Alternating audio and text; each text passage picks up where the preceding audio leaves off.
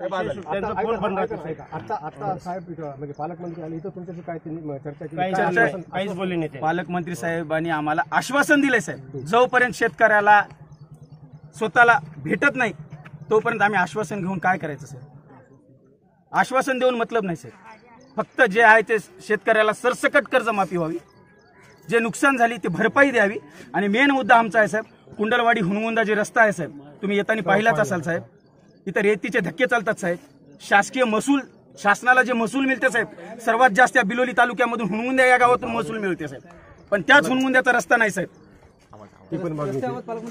पालकमंत्री करू म्हणले साहेब, आम्ही सीसी रस्त्याची मागणी केली साहेब, करू म्हणून आश्वासन दिलेत साहेब. जोपर्यंत होईल असे भरपूर मंत्री आले, भरपूर आमदार आले, भरपूर खासदार आले साहेब, आश्वासन देऊन गेले साहेब. आज काय करावं वाटत तुम्हाला? आम्हाला काय सर लेखी स्वरूपात द्यायचं होतं साहेब. मला दौरे जास्त आहेत, मला 9 गावं जायचे आहेत म्हणले, गेले साहेब. ठीक आहे, तुम्ही बोला.